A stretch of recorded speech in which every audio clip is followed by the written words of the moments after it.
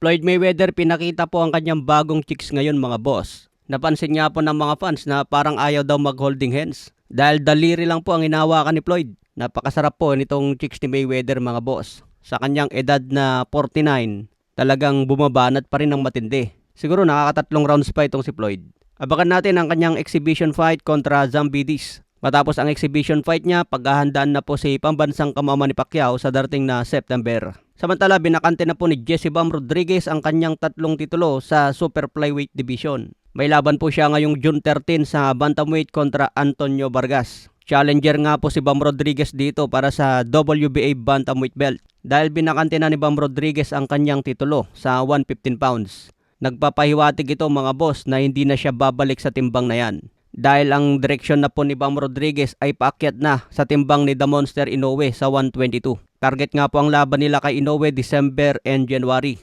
Pero bago pa man yan, gusto ni Bam Rodriguez na baklasin muna si Takuma Inoue. Ito rin yung sinasabi ng mga fans na dapat ang labanan daw ni Cuadro Alas itong si Takuma Inoue. Dahil mas madali raw talunin si Takuma kumpara kay Naoya. Pero 118 pounds kasi ang bantamweight mga boss. Parang hindi na po kaya ni Casimero na lumaban pa sa 118. Kaya hindi na po siya pwedeng lumaban kay Takuma.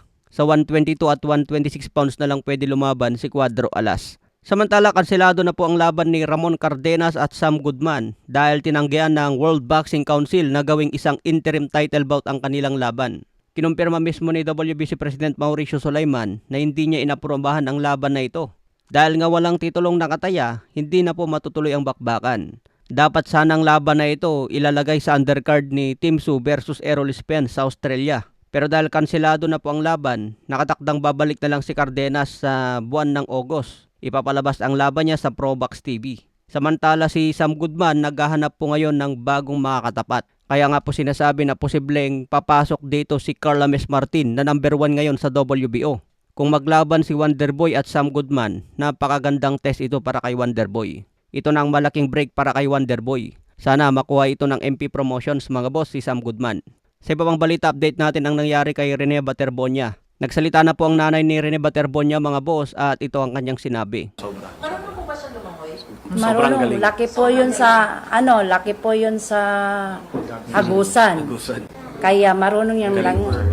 Ayan mga boss, napakagaling daw po lumangoy ni Rene Baterbonia kaya hindi raw sila makapaniwala na nalunod lang na hanggang hita ang tubig. Laking Mindanao daw yan mga boss at napakalupit lumangoy. Kaya gusto ng pamilya ni Rene Baterbonia na imbestigahan ang nangyari. Dahil hindi sila naniniwala na basta nalunod lang ang kanyang anak. Sa ibang banda, Senator Robin Padilla tutulungan niya po ang pamilya ni Rene Baterbonia. Dahil naghain siya ng resolution sa Senado para imbestigahan ang nangyari. Kaya abangan po natin ang karagdagang update tungkol kay Rene Baterbonia mga boss.